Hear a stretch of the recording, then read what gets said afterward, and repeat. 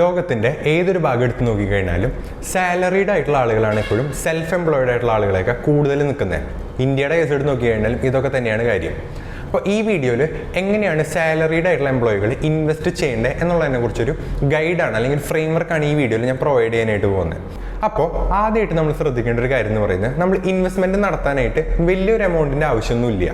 നിങ്ങളിപ്പോൾ ഒരു 20,000 രൂപ സാലറി ഉള്ള ഒരാളാണെന്നുണ്ടെങ്കിൽ നിങ്ങൾ വിചാരിക്കരുത് എനിക്ക് 20,000 ഉള്ളൂ, ഇതിൽ നിന്നൊരു ചെറിയ എമൗണ്ട് അല്ലേ മാറ്റി വയ്ക്കാൻ പറ്റുള്ളൂ, അപ്പോൾ ഇൻവെസ്റ്റ്മെൻറ്റ് ചെയ്തിട്ട് വല്ല കാര്യമുണ്ടോ എന്നുള്ളൊരു തെറ്റിദ്ധാരണ അല്ലെങ്കിൽ ഒരു ചിന്ത നമുക്ക് എല്ലാവർക്കും പലപ്പോഴും ഉണ്ടാവും. ഞാൻ പറയുകയാണെന്നുണ്ടെങ്കിൽ നിങ്ങൾക്ക് എത്ര ഒരു ചെറിയ എമൗണ്ട് ആണ് കിട്ടുന്നതെന്നുണ്ടെങ്കിലും നിങ്ങൾ അത് ഇൻവെസ്റ്റ് ചെയ്ത് തുടങ്ങുക. അല്ലാണ്ട് ഇൻവെസ്റ്റ് ചെയ്യാൻ ഒരിക്കലും വൈകരുത്. കാരണം നമ്മൾ എത്ര നേരത്തെ ഇൻവെസ്റ്റ് ചെയ്യുന്നു, അത് ഈവൻ ചെറിയൊരു എമൗണ്ട് ആയി കഴിഞ്ഞാൽ തന്നെ അത് ലോങ് ടേമിൽ വലിയ രീതിയിലുള്ള എഫക്റ്റ് ഉണ്ടാക്കാനായിട്ട് സാധിക്കും. അതിൻ്റെ റീസൺ എന്ന് പറയുന്നത് കോമ്പൗണ്ടിങ് എന്ന് പറയുന്ന ഒരു കോൺസെപ്റ്റ് നിങ്ങൾക്ക് അറിയുന്നുണ്ടെങ്കിൽ മനസ്സിലാവും. അപ്പോൾ കോമ്പൗണ്ടിങ് എന്ന് പറഞ്ഞാൽ ബേസിക്കലി നമ്മളിപ്പോൾ ഒരു 500 രൂപ ഇൻവെസ്റ്റ് ചെയ്തിട്ട് അതൊരു 550 എന്ന് വിചാരിക്കുക. അപ്പോൾ നമ്മൾ യൂഷ്വലി എന്താ ചെയ്യുക, 50 രൂപ വിഡ്രോ ചെയ്തെടുക്കും നമ്മുടെ റിട്ടേൺസ് എന്ന് പറഞ്ഞിട്ട്, എന്നിട്ട് വീണ്ടും അടുത്ത മാസം 500 550 ആവും ഇങ്ങനെ. അപ്പോൾ നമ്മൾ ഇതിന് പകരം കോമ്പൗണ്ടിങ്ങിൽ എന്താ ഉണ്ടാവുന്നതെന്ന് വെച്ചാൽ നമ്മൾ 500 ഒരു 550 എന്ന് വിചാരിക്കുക. നമ്മൾ ആ 50 രൂപ വിഡ്രോ ചെയ്തെടുക്കുന്നില്ല, 50 രൂപ വീണ്ടും റീഇൻവെസ്റ്റ് ചെയ്യാണ്. അപ്പോൾ നമ്മൾ അടുത്ത ഇൻവെസ്റ്റ്മെന്റ് എന്ന് പറയുന്നത് 550 ആണ് ആവുന്നത്. 500 നിന്ന് 50 കിട്ടിയപ്പോൾ 550 നിന്ന് അതിനേക്കാൾ കൂടുതൽ നമുക്ക് കിട്ടും. അതൊരു 600 650 എന്ന് വിചാരിക്കുക. പിന്നെ അടുത്ത വട്ടം നമ്മൾ ഇൻവെസ്റ്റ് ചെയ്യുമ്പോൾ ആ റിട്ടേൺസ് തിരിച്ച് വിഡ്രോ ചെയ്തെടുക്കാണ്ട് അതിനെ റീഇൻവെസ്റ്റ് ചെയ്യുമ്പോൾ വീണ്ടും എമൗണ്ട് കൂടി ഒരു സ്നോബോൾ എഫക്റ്റ് ആണ് ഉണ്ടാവുക. നിങ്ങൾ എത്ര കാലം കൂടുതൽ റീഇൻവെസ്റ്റ് ചെയ്തുകൊണ്ടിരിക്കുന്നു എന്നിട്ട് അതിൽ ഇൻവെസ്റ്റഡ് ആയിട്ട് തന്നെ ഇരിക്കണം, നിങ്ങൾ വിഡ്രോ ചെയ്തെടുക്കരുത്. അങ്ങനെ എത്ര കൂടുതൽ കാലം ഇരിക്കാൻ പറ്റുന്നോ അത്രയും എമൗണ്ടിൽ വലിയ രീതിയിൽ മാറ്റം വരും. ഇതിൻ്റെ ഒരു എക്സാമ്പിൾ ഞാനിപ്പോൾ നിങ്ങൾക്ക് കാണിച്ചു തരാം. ഇപ്പം നിങ്ങൾ മന്ത്ലി ഒരു 5,000 ഇൻവെസ്റ്റ് ചെയ്യാൻ പറ്റുന്ന ഒരാളാണെന്ന് വിചാരിക്കുക. അപ്പോൾ ഞാൻ അവിടെ 5,000 കൊടുക്കുക. ഇത് കോമ്പൗണ്ട് ഇൻട്രസ്റ്റിൻ്റെ കാൽക്കുലേറ്ററാണ് നിങ്ങളിപ്പോൾ കാണുന്നത്. അപ്പോൾ നിങ്ങൾ മന്ത്ലി ഒരു 5,000 ഇൻവെസ്റ്റ് ചെയ്തുകൊണ്ടിരിക്കുകയെന്ന് വിചാരിക്കുക. നിങ്ങൾ ഇൻവെസ്റ്റ് ചെയ്യാനായിട്ട് ഉദ്ദേശിക്കുന്ന പീരീഡ് എന്ന് പറയുന്നത് ഒരു 10 വർഷമാണെന്ന് വിചാരിക്കുക. അപ്പോൾ ഞാൻ 10 വർഷം എന്നുള്ള ഒരു പീരീഡ് ഇവിടെ കൊടുത്തിട്ടുണ്ട്, കണ്ടില്ലേ? അതുമാതിരി നിങ്ങൾ സ്റ്റേ ഇൻവെസ്റ്റഡ്, അതായത് 10 വർഷം ഇൻവെസ്റ്റ് ചെയ്തു, 11ാമത്തെ വർഷം നിങ്ങൾ 10 വർഷത്തിന് ശേഷം നിങ്ങൾ വിഡ്രോ ചെയ്തെടുക്കുകയാണ്. അതായത് I will stay invested for എന്ന് പറയുന്ന ഈ ഒരു പീരീഡും 10 വർഷമായിട്ട് തന്നെ നമ്മൾ വെക്കുകയാണ്. നമ്മളിവിടെ 10 വർഷം വെച്ച് കഴിയുമ്പോൾ നമുക്ക് ഇവിടെ കിട്ടുന്ന എമൗണ്ട് എന്ന് പറയുന്നത് 13.1 lakh റുപ്പീസാണ് നമുക്ക് കിട്ടുന്ന എമൗണ്ട് എന്ന് പറയുന്നത്. ഈ 13.1 lakh അങ്ങനെ ഇരിക്കട്ടെ. ഇനി നിങ്ങൾ ഒരു ഇൻവെസ്റ്റ്മെൻറ്റിൻ്റെ പീരീഡ് നിങ്ങൾ 10 മാറ്റണ്ട, നിങ്ങൾ 10 വർഷം തന്നെയാണ് ഇൻവെസ്റ്റ് ചെയ്യുന്നത്. അതിനുശേഷം I will stay invested for എന്ന് പറയുന്ന ഒരു പീരീഡില്ലേ, ഇത് നിങ്ങൾ 10 മാറ്റിയിട്ട് നിങ്ങളൊരു 20 ആക്കുക. 20 ആക്കി കഴിയുമ്പോൾ നിങ്ങൾ നോക്കി കിട്ടുന്ന എമൗണ്ടിൽ വന്നിട്ടുള്ള മാറ്റം 52 ലക്ഷം രൂപ. 52 ലക്ഷം, 13 നിന്ന് 52 ലക്ഷം രൂപ. നിങ്ങൾ ആദ്യത്തെ ഒരു 10 വർഷം നിങ്ങൾ 5,000 വെച്ച് എല്ലാ മാസം ഇടുന്നു, അവിടെ നിർത്തുന്നു. 10 വർഷം കഴിയുമ്പോൾ നിങ്ങൾ ഇൻവെസ്റ്റ്മെന്റ് ചെയ്യുന്നത് നിർത്തുന്നു, ഇൻവെസ്റ്റിംഗ് നിർത്തുന്നു. പക്ഷെ നിങ്ങൾ ആ എമൗണ്ട് ഒന്നും വിഡ്രോ ചെയ്യുന്നില്ല, അത് അവിടെ കിടന്ന് അതിൻ്റെ ഇൻട്രസ്റ്റ് വരുന്നു. ആ ഇൻട്രസ്റ്റ് വീണ്ടും റീഇൻവെസ്റ്റ് ചെയ്യുന്നു, പുതിയൊരു റിട്ടേൺസ് കിട്ടുന്നു, അത് നിങ്ങൾ വീണ്ടും റീഇൻവെസ്റ്റ് ചെയ്യുന്നു. നിങ്ങളൊന്നും ചെയ്യുന്നില്ല, 10 വർഷം കഴിഞ്ഞപ്പോൾ ഇൻവെസ്റ്റ്മെന്റ് അവിടെ നിർത്തിയെന്നുള്ളൂ. എന്നിട്ട് ആ ഇൻവെസ്റ്റ്മെന്റ് ഗ്രോ ചെയ്യാൻ നിങ്ങൾ സമയം കൊടുത്തുകൊണ്ടിരിക്കുക. അപ്പോൾ നിങ്ങളിവിടെ കണ്ടില്ല 52 ലക്ഷം ആയത്. അപ്പോൾ ആദ്യത്തെ 10 വർഷം നിങ്ങൾ ഇൻവെസ്റ്റ് ചെയ്യുമ്പോൾ വെറും 13 ലക്ഷം കിട്ടി കൊടുത്ത്, പിന്നീടുള്ള 10 വർഷം അത് 52 ലക്ഷമാണ് ആവുന്നത്. അതായത് എത്ര ഇരട്ടി ചെയ്യുന്നത് നിങ്ങൾ ചിന്തിക്കുക. നിങ്ങൾ 1 രൂപ പോലും അഡീഷണലി ഇൻവെസ്റ്റ് ചെയ്യുന്നില്ല 10 വർഷത്തിന് ശേഷം, ജസ്റ്റ് അത് ഹോൾഡ് ഓൺ ചെയ്തിരിക്കുന്നുള്ളൂ, റീഇൻവെസ്റ്റ് ചെയ്തുകൊണ്ടിരിക്കുന്നുള്ളൂ കിട്ടുന്ന റിട്ടേൺസ്. ഞാൻ 20 എന്നുള്ളത് ഞാൻ 30 ആക്കി എന്ന് വിചാരിക്കുക. അപ്പോൾ ഇവിടെ വരാൻ പോകുന്ന വ്യത്യാസം നിങ്ങൾ നോക്ക്, 2.12 CR. നിങ്ങൾ ആദ്യത്തെ 10 വർഷം നിങ്ങൾ ആ എമൗണ്ട് ഇട്ട് നിർത്തി, പിന്നീട് നിങ്ങൾ അതിനുശേഷം എമൗണ്ട് വിഡ്രോ ചെയ്ത് നിങ്ങൾ അവിടെ തന്നെ എമൗണ്ട് ഇട്ട് വെച്ചിരിക്കുന്നു എന്ന് വിചാരിക്കുക. അതിങ്ങനെ റീഇൻവെസ്റ്റ് ആയി 30 വർഷത്തിന് ശേഷം 2.12 CR ആണ് അവിടെ ആവുന്നത്. ഇതിൽ ഞാൻ ഇട്ടിരിക്കുന്ന എക്സ്പെക്റ്റഡ് റേറ്റ് ഓഫ് റിട്ടേൺ എന്ന് പറയുന്നത് 14%. ഇത് കേൾക്കുമ്പോൾ നിങ്ങൾക്ക് ഭയങ്കര കൂടുതലായിട്ടുള്ള ഒരു എമൗണ്ട് ആയിട്ട് തോന്നും. അത് ഞാനിപ്പോൾ നിങ്ങൾക്ക് അതിനെക്കുറിച്ചൊരു ക്ലാരിഫിക്കേഷൻ തരാം. അപ്പോൾ ഇതാണ് കോമ്പൗണ്ടിങ് എന്ന് പറയുന്ന കോൺസെപ്റ്റിൻ്റെ പ്രത്യേകത എന്ന് പറയുന്നത്. നിങ്ങൾ ആദ്യത്തെ 10 വർഷം ഇടുമ്പോൾ ചെറിയൊരു എമൗണ്ട് കിട്ടും, പിന്നീടുള്ള 10 വർഷം നിങ്ങൾ ഹോൾഡ് ചെയ്യുമ്പോൾ ആ എമൗണ്ട് ഭയങ്കരമായിട്ട് ഇരട്ടിക്കുകയാണ് ചെയ്യുന്നത്.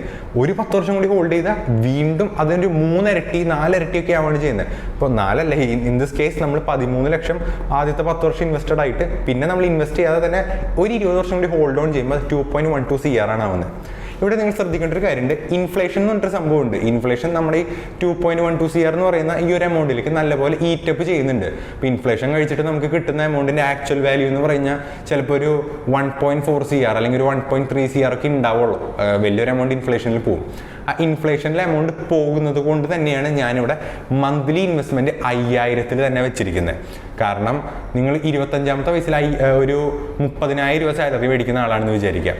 നിങ്ങൾക്ക് 40-ാമത്തെ വയസ്സിലും 30,000 തന്നെയല്ലോ സാലറി ഉണ്ടാവുക. സാലറി അതിനനുസരിച്ച് ഒരു ഇൻക്രിമെൻറ്റ് സംഭവിക്കില്ലേ? അപ്പോൾ ആ ഒരു ഇൻക്രിമെൻറ്റിനെ ഇൻഫ്ലേഷനായിട്ട് ഇവിടെ സെറ്റ് ഓഫ് ചെയ്യുന്നു. അപ്പോൾ നമ്മൾ ഇൻവെസ്റ്റ് ചെയ്യുന്ന എമൗണ്ട് കൂട്ടിയിട്ടില്ല, അത് ഇൻഫ്ലേഷനായിട്ട് നമ്മൾ സെറ്റ് ഓഫ് ചെയ്ത് അതിനങ്ങനെ ടാലി ചെയ്ത് വിടാണ് ചെയ്യുന്നത്. ഈവൻ തോ നമുക്ക് കിട്ടുന്ന എമൗണ്ടിലുള്ള വ്യത്യാസം നിങ്ങൾ കണ്ടില്ലേ. ഇനിയിപ്പോൾ നിങ്ങളിവിടെ എക്സ്പെക്റ്റഡ് റേറ്റ് ഓഫ് റിട്ടേൺ, ഇവിടെയാണ് നമ്മൾ അടുത്ത പോയിന്റ് വരുന്നത്.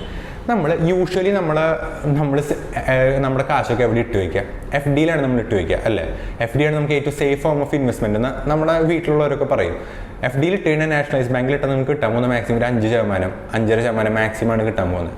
നിങ്ങളതൊരു സ്മോൾ ഫൈനാൻസ് ബാങ്കിൽ ഇട്ടോ അല്ലെങ്കിൽ ഒരു കോപ്പറേറ്റീവ് സൊസൈറ്റിയിൽ ഇട്ടാൽ ഒരു 7% വരെയൊക്കെ പോകും. അപ്പോൾ ഇത് പർട്ടിക്കുലർലി FD ഒരു നല്ല ഇൻവെസ്റ്റ്മെൻ്റ് ആയിട്ട് ഞാൻ അതിനെ കണക്കാക്കണില്ല. അത് നമ്മൾ ക്യാഷ് സേഫായിട്ട് പാർക്ക് ചെയ്ത് വെക്കേണ്ട ഒരു സ്ഥലം മാത്രമായിട്ടാണ് കണക്കാക്കുന്നത്. നിങ്ങൾ ഇൻവെസ്റ്റ്മെൻറ്റുകളിലേക്ക് നോക്കിക്കഴിഞ്ഞാൽ മ്യൂച്വൽ ഫണ്ടുകളുണ്ട്, അല്ലെങ്കിൽ നിങ്ങൾക്ക് സ്വന്തമായിട്ട് ഇൻവെസ്റ്റ് ചെയ്യാം. ഇങ്ങനത്തെ കാര്യങ്ങളുണ്ട്. അപ്പോൾ മ്യൂച്വൽ ഫണ്ട് തന്നെ 3 ടൈപ്പ് ഉണ്ട് ബേസിക്കലി. ഇക്വിറ്റി ഉണ്ട്, ഡെപ്റ്റ് ഇൻസ്ട്രുമെൻറ്റുകളുണ്ട്, ഹൈബ്രിഡ് ഉണ്ട്. ഹൈബ്രിഡ് എന്ന് പറഞ്ഞാൽ ഇക്വിറ്റിൻ്റെ ഡെപ്റ്റിൻ്റെ ഒരു മിക്സ്. ഇക്വിറ്റിയാണ് ഏറ്റവും റിസ്കി ഇൻവെസ്റ്റ്മെൻറ്റ്, ഡെപ്റ്റാണ് ഏറ്റവും സേഫസ്റ്റ് ഇൻവെസ്റ്റ്മെൻറ്റ്. പിന്നെ അതിൻ്റെ ഇടയിൽ നിൽക്കുന്ന ഹൈബ്രിഡ്, അതായത് രണ്ടിൻ്റെയും മിക്സ്. അപ്പോൾ നിങ്ങളിപ്പോൾ ഒരു ഇക്വിറ്റി എടുത്തു കഴിഞ്ഞാൽ ഒരു 13-14% മേലെയൊക്കെ റിട്ടേൺസ് മ്യൂച്വൽ ഫണ്ട് ഹൗസുകൾ പറയും. പിന്നെ ഡെപ്റ്റിൽ പോയി കഴിഞ്ഞാൽ അതൊരു 8-9 കുറയും. അപ്പം നമുക്ക് അതിൻ്റെ ഇടയിലുള്ളൊരു ഇതെടുക്കാം, ഹൈബ്രിഡ് എടുക്കാം. ഹൈബ്രിഡ് എടുത്തു കഴിഞ്ഞാൽ തന്നെ നമുക്കൊരു 12-13% മിക്കവരും നിങ്ങൾക്ക് സജസ്റ്റ് ചെയ്യുന്ന അല്ലെങ്കിൽ എൻഷുർ ചെയ്യുന്ന ഒരു ഇൻട്രസ്റ്റ് എമൗണ്ട് ആണ്. അപ്പോൾ അതാണ് ഞാൻ ഇവിടെ ഒരു 14% ഇട്ടേക്കുന്നത്. ഇതിന് ഈവൻ തോ ഒരു 13% ആക്കിയെന്ന് വിചാരിക്കാം. അപ്പോൾ ഈ റിട്ടേൺസിൽ വരാൻ പോകുന്ന വ്യത്യാസം നിങ്ങൾ നോക്കിക്കോ.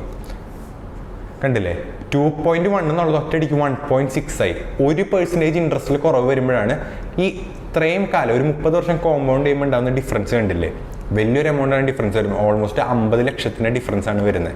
അപ്പോൾ ഇവിടെയാണ് ഇൻട്രസ്റ്റ് റേറ്റ് ഒരു ക്രൂഷ്യൽ ആയിട്ടുള്ളൊരു ഘടകം ഇവിടെ പ്ലേ ചെയ്യുന്നുണ്ടെന്ന് നമ്മൾ പറയുന്നത്. അപ്പോൾ നമ്മൾ വല്ലാതെ സേഫ് ആയിട്ടുള്ള ഒരു ഇൻവെസ്റ്റ്മെൻറ്റ് നോക്കാണ്ട് കുറച്ചൊരു മോഡറേറ്റ് റിസ്കി ഇൻവെസ്റ്റ്മെൻറ്റുകളിലേക്ക് നിങ്ങൾ നോക്കിക്കഴിഞ്ഞാൽ ഒരു തെറ്റുമില്ല. ഞാൻ അപ്പോൾ നിങ്ങൾക്ക് ഇവിടെ കുറച്ച് മ്യൂച്വൽ ഫണ്ടുകളുടെ എക്സാമ്പിൾ കാണിച്ചു തരാം. ഇവിടെ മ്യൂച്വൽ ഫണ്ട് നോക്കിക്കഴിഞ്ഞാൽ ഞാൻ കാറ്റഗറി ഇട്ടിട്ടുള്ളത് ഹൈബ്രിഡ് മ്യൂച്വൽ ഫണ്ടാണ്. അതുമാതിരി തന്നെ റിസ്ക് ഇട്ടേക്കുന്നത് മോഡറേറ്റ്ലി ഹൈ ആണ്. അപ്പോൾ അതിനെ മാച്ച് ചെയ്തിട്ടുള്ള മ്യൂച്വൽ ഫണ്ടുകൾ അല്ലെങ്കിൽ മ്യൂച്വൽ ഫണ്ട് സ്കീമുകളാണ് ഇവിടെ കാണിക്കുന്നത്. ഇവിടെ നോക്കിക്കഴിഞ്ഞാൽ കാണാം മിക്ക മ്യൂച്വൽ ഫണ്ടുകളും 14.9, 14.4, 14.2, 13.8 ഇങ്ങനെ ഒരു 13 to ഒരു 15 ഇടയിലുള്ള റിട്ടേൺസ് ഒരുവിധപ്പെട്ട എല്ലാ മ്യൂച്വൽ ഫണ്ടും ഹൈബ്രിഡ് സ്കീമുകൾക്ക് പറയുന്നുണ്ട്. ഇനി അങ്ങനെ പറയാത്തതാണെന്നുണ്ടെങ്കിൽ നിങ്ങൾ കുറച്ചുകൂടി അന്വേഷിക്കുക. ചില ബാങ്കുകാർ അത് കൊടുക്കുന്നുണ്ടാവില്ല. അപ്പോൾ അത് എൻഷുർ ചെയ്യുന്ന ഇൻവെസ്റ്റ്മെൻറ്റുകൾ നിങ്ങൾ അന്വേഷിക്കുക. നിങ്ങൾ കുറച്ചുകൂടി റിസ്ക് എടുക്കാൻ താല്പര്യമുള്ളതാണെന്നുണ്ടെങ്കിൽ 13 നിങ്ങൾക്ക് 15 ആക്കാൻ പറ്റും. ഇനി 15ലേക്ക് പോയി കഴിഞ്ഞാൽ നമ്മളിവിടെ നമ്മുടെ കോമ്പൗണ്ട് ഇൻട്രസ്റ്റ് കാൽക്കുലേറ്റർ നോക്കി കഴിഞ്ഞാൽ കാണാം. ഈ 13 ഞാൻ 15% ആക്കുമ്പോൾ എമൗണ്ടിൽ വരാൻ പോകുന്ന മാറ്റം നിങ്ങൾ നോക്കുക. 2.75 CR, അതായത് 1.1 കോടി 1.1 CRൻ്റെ വ്യത്യാസമാണ് 30 വർഷ പീരീഡിൽ ഉണ്ടാവുന്ന ഡിഫറൻസ് എന്ന് പറയുന്നത്. വലിയ രീതിയിലുള്ള ഒരു ഡിഫറൻസ് ആണ് വരുന്നത്. അപ്പോൾ ഈ ഒരു കാര്യം നിങ്ങൾ മനസ്സിൽ വയ്ക്കുക. വല്ലാതെ സേഫ് ആയിട്ടുള്ള ഇൻവെസ്റ്റ്മെൻറ്റ് നോക്കാതെ ഒരു മോഡറേറ്റ് റിസ്ക് ഉള്ള ഒരു ഇൻവെസ്റ്റ്മെൻറ്റ് എടുക്കുക. വല്ലാണ്ട് സേഫ് ആയിട്ടുള്ള ഇൻവെസ്റ്റ്മെൻറ്റ് നോക്കിക്കഴിഞ്ഞാൽ തീരെ റിട്ടേൺസ് കിട്ടില്ല നമുക്ക്. ഒരു മോഡറേറ്റ് റിസ്ക് എന്നൊക്കെ പറഞ്ഞാൽ സത്യം പറഞ്ഞാൽ മ്യൂച്വൽ ഫണ്ട് ഹൗസുകളാണ് ഇത് ഹാൻഡിൽ ചെയ്യുന്നത്. നമുക്ക് വലിയ ടെൻഷൻ അടിക്കേണ്ട ആവശ്യമില്ല. അവരൊക്കെ വർഷങ്ങളായിട്ട് ചെയ്യുന്നൊരു കാര്യമാണ്. അവർക്ക് ഇതൊക്കെ നല്ല രീതിയിൽ അറിയുന്ന കാര്യമാണ്. അപ്പം നമ്മൾ മാത്രമൊന്നുമല്ല അതിൽ പൈസ ഇടുന്നത്, ലക്ഷക്കണക്കിന് ആളുകൾ ഇൻവെസ്റ്റ് ചെയ്യുന്നത്. അപ്പോൾ അതുമാത്രമല്ല സെബിയുടെയും സെൻട്രൽ ഗവൺമെൻറ് RBIയുടെ ഒക്കെ റെഗുലേഷനുകളും ഉണ്ട്. അപ്പം അങ്ങനെ വലിയ റിസ്ക് ഉള്ള കേസൊന്നും അല്ല നിങ്ങൾ മ്യൂച്വൽ ഫണ്ടിൽ ഇൻവെസ്റ്റ് ചെയ്ത് കഴിഞ്ഞാൽ. ഇനി അടുത്തതായിട്ട് നമ്മൾ ശ്രദ്ധിക്കേണ്ട ഒരു കാര്യം എന്ന് പറയുന്നത് നമ്മൾ പോർട്ട്ഫോളിയോനെ ഡൈവേഴ്സിഫൈ ചെയ്യുക. നിങ്ങൾ കംപ്ലീറ്റ്ലി ഇക്വിറ്റിയിലോ അല്ലെങ്കിൽ കംപ്ലീറ്റ്ലി ഡെപ്റ്റിലോ അല്ലെങ്കിൽ കംപ്ലീറ്റ്ലി ഗോൾഡിലോ അങ്ങനെയൊക്കെ ഇൻവെസ്റ്റ് ചെയ്യുന്നതിന് പകരം നിങ്ങൾ ഏതെങ്കിലും ഒരു ഇൻസ്ട്രുമെൻറ്റിൽ പ്യൂർലി ഇൻവെസ്റ്റ് ചെയ്യുന്നതിന് പകരം കുറേ ഇൻസ്ട്രുമെൻറ്റുകൾ കുറച്ച് വെച്ച് ഇൻവെസ്റ്റ് ചെയ്യുക. അപ്പോൾ എൻ്റെ ഒരു കേസ് എടുക്കുകയാണെന്നുണ്ടെങ്കിൽ ഞാൻ പ്യൂർലി ഇക്വിറ്റിയിൽ ഇൻവെസ്റ്റ് ചെയ്തിട്ടുള്ള ആളാണ്. എനിക്ക് കഴിഞ്ഞ ഒരു 2-3 വർഷത്തെ റിട്ടേൺ എടുത്തു കഴിഞ്ഞാൽ എനിക്ക് ആനുവലി ഒരു 25 to 30% അടുത്ത്, ഈവൻ സം ഇയർ 30% മുകളിൽ എനിക്ക് ആനുവൽ റിട്ടേൺസ് കിട്ടുന്നുണ്ട്. പ്യൂർലി ഇക്വിറ്റിയിൽ ഞാൻ ഇൻവെസ്റ്റ് ചെയ്യുന്നുണ്ട്. അത് മ്യൂച്വൽ ഫണ്ടൊന്നുമല്ല, ഞാൻ സ്വന്തമായിട്ട് ഇൻവെസ്റ്റ് ചെയ്യുന്നതാണ്. അതേസമയം നിങ്ങൾക്ക് അത് ചെയ്യാൻ അറിയില്ല എന്നുണ്ടെങ്കിൽ നിങ്ങൾക്ക് മ്യൂച്വൽ ഫണ്ട് ഹൗസുകൾ അപ്രോച്ച് ചെയ്യാം. എന്നിട്ട് നിങ്ങൾക്ക് അവരോട് പറയാം എൻ്റെ എമൗണ്ട് പ്യൂർലി ഇക്വിറ്റിയിൽ ഇൻവെസ്റ്റ് ചെയ്യുന്ന ഒരു സ്കീമിൽ ആഡ് ചെയ്യണമെന്ന് പറയാം, അല്ലെങ്കിൽ പ്യൂർലി ഇന്നതിൽ ചെയ്യണം, ഇന്നൊരു ഗോൾഡിൽ ഇൻവെസ്റ്റ് ചെയ്യുന്ന സ്കീമിൽ ആഡ് ചെയ്യണമെന്ന് പറയാം. അപ്പോൾ അത് നിങ്ങളുടെ ഡിസ്ക്രിപ്ഷനാണ്. എന്നാലും എൻ്റെ അഡ്വൈസ് എന്ന് പറയുന്നത് നിങ്ങളൊരു ഹൈബ്രിഡ് സ്കീമിൽ ചേരാം. അതാകുമ്പോൾ ഗുണം റിസ്ക് മോഡറേറ്റ് ആണ്. അതിൻ്റെ റീസൺ എന്ന് പറയുന്നത് നിങ്ങൾ ഇക്വിറ്റിയിലും ഡെപ്റ്റിലും ഗോൾഡിലും ഇങ്ങനെ പല ഇൻസ്ട്രുമെൻറ്റുകൾ ഒന്നിച്ച് നിങ്ങൾ ഇൻവെസ്റ്റ് ചെയ്യുന്നുണ്ട്. അപ്പോൾ ഒരു ഇൻസ്ട്രുമെൻറ്റ് അല്ലെങ്കിൽ ഒരു അസറ്റ് ക്ലാസ് താഴ്ന്നാൽ തന്നെ ബാക്കി അസറ്റ് ക്ലാസ്സുകൾ ഉണ്ടാവും അതിനവിടെ കോമ്പൻസേറ്റ് ചെയ്യാനായിട്ട്. നമുക്ക് കോമൺ ആയിട്ട് കണ്ടുവരുന്ന ഇൻവെസ്റ്റ്മെൻറ്റ് സ്കീമുകളാണ് ഞാൻ പറഞ്ഞ ഇക്വിറ്റി, ഡെപ്റ്റ്, ഗോൾഡ്, അതേമാതിരി real estate investment trust, rights എന്ന് പറയുന്നത്. അതിനെക്കുറിച്ച് നിങ്ങൾ ജസ്റ്റ് ഗൂഗിൾ ചെയ്താൽ കാണാം. ഞാൻ ഇപ്പോൾ വേണമെന്നുണ്ടെങ്കിൽ കാണിച്ചു തരാം നിങ്ങൾക്ക്. അപ്പോൾ ഇവിടെ റൈറ്റ്സ് എന്ന് പറഞ്ഞു കഴിഞ്ഞാൽ it allows individuals to invest in large scale income producing real estate. അതായത് ബേസിക്കലി നിങ്ങളൊരു ഓഫീസ് ബിൽഡിംഗ് മേടിക്കുകയാണെന്നുണ്ടെങ്കിൽ നിങ്ങൾക്ക് ലക്ഷങ്ങളോ കോടികളോ ചിലവ് വരും. പക്ഷേ അതിന് പകരം നിങ്ങൾ റിയൽ എസ്റ്റേറ്റ് ഇൻവെസ്റ്റ്മെൻറ്റ് ട്രസ്റ്റിൻ്റെ സ്റ്റോക്കുകളുണ്ട്. ഇത് മേടിച്ച് കഴിഞ്ഞാൽ ഇൻഡയറക്ട്ലി നിങ്ങൾ റിയൽ എസ്റ്റേറ്റിൽ തന്നെയാണ് ഇൻവെസ്റ്റ് ചെയ്യുന്നത്. പിന്നെ അടുത്തതായിട്ട് നിങ്ങൾ ശ്രദ്ധിക്കേണ്ടതെന്ന് പറയുന്നത് നിങ്ങൾ ഇൻവെസ്റ്റ്മെൻറ്റുകൾ നടത്തുമ്പോൾ ഇൻഷുറൻസുകളെ കുറിച്ച് മറക്കാണ്ടിരിക്കുക. ഇൻഷുറൻസും ഒരു വളരെ നല്ല ഇൻവെസ്റ്റ്മെൻ്റ് ആണ്. കാരണം എപ്പോഴാണ് നമുക്കൊരു അസുഖം വരാം അല്ലെങ്കിൽ എപ്പോഴാണ് നമുക്കൊരു ആക്സിഡൻറ്റ് വരാമെന്നൊന്നും നമുക്ക് പ്രെഡിക്റ്റ് ചെയ്യാനായിട്ട് പറ്റില്ല. അപ്പോൾ നമ്മൾ എപ്പോഴും ഒരു ഇൻഷുറൻസ് എടുത്ത് വെക്കുന്നത് നമുക്കൊരു പീസ് ഓഫ് മൈൻഡ് തരും. നമുക്ക് എന്തോരൊക്കെ ഇൻവെസ്റ്റ് ചെയ്താലും സമാധാനം ഇല്ലെങ്കിൽ പോയില്ലേ. അപ്പോൾ നിങ്ങൾ ഇത്തരത്തിലുള്ള ഇൻഷുറൻസ് സ്കീമുകൾ സ്കിപ്പ് ഔട്ട് ചെയ്യാണ്ടിരിക്കുക. ഇൻഷുറൻസ് സ്കീമുകൾ തന്നെ ഇൻബിൽഡ് ആയിട്ടുള്ള ഇൻഷുറൻസുകൾ വരുന്ന സ്കീമുകളുണ്ട്. നിങ്ങൾ യൂണിറ്റ് ലിങ്ക്ഡ് ഇൻഷുറൻസ് പ്ലാൻസ് എന്ന് പറഞ്ഞിട്ടുള്ള സ്കീമുകളെ കുറിച്ച് ചിലപ്പോൾ കേട്ടിട്ടുണ്ടാവും. അതായത് നിങ്ങൾ ബേസിക്കലി അതൊരു ടൈപ്പ് ഓഫ് ഇൻഷുറൻസ് സ്കീമാണ്, പക്ഷെ അതിൻ്റെ കൂടെ ഒരു ഇൻവെസ്റ്റ്മെൻറ്റിൻ്റെ കോമ്പോണൻ്റ് കൂടി അതിൽ ആഡ് ഓൺ ആവുന്നുണ്ട്. ഇപ്പം എന്നെ ഒരു 2 മാസം മുന്നേ HDFC ഒരാൾ വിളിച്ചിട്ട് പറഞ്ഞിട്ടുണ്ട് ഇങ്ങനെ ഒരു സ്കീമുണ്ട്, നിങ്ങൾക്ക് ജോയിൻ ചെയ്യാൻ താല്പര്യമുണ്ടെന്ന്. സ്കീമിൻ്റെ പ്രത്യേകത എന്ന് പറഞ്ഞാൽ മാസം നമ്മളൊരു 10,000-2,500 രൂപ 2,000 രൂപ അടയ്ക്കണം.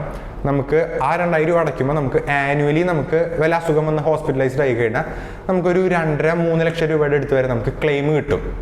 അപ്പോൾ അതിന് പുറമെ ഈ ഇൻഷുറൻസിൻ്റെ മെച്യൂരിറ്റി പീരീഡ് തീരുന്നത്, അതായത് ഒരു 45-50 വയസ്സിൽ ഇൻഷുറൻസ് എക്സ്പയർ ആവുന്ന പോയിന്റിൽ നമുക്കൊരു വലിയ എമൗണ്ട് നമ്മുടെ ഇൻവെസ്റ്റഡ് എമൗണ്ട് ആയിട്ട് നമുക്കൊരു ബൾക്കിന് ഒരു 10-20 ലക്ഷം 25 ലക്ഷം രൂപ ഒരു വലിയ എമൗണ്ട് നമുക്ക് നമ്മുടെ കയ്യിലേക്ക് ഒന്നിച്ച് കിട്ടും. അപ്പോൾ ഇവിടെ ഇൻഷുറൻസും അതിലുണ്ട്, അതേപോലെ തന്നെ ഒരു ഇൻവെസ്റ്റ്മെൻറ്റിൻ്റെ ഒരു കോമ്പോണൻറ്റും അതിലുണ്ട്.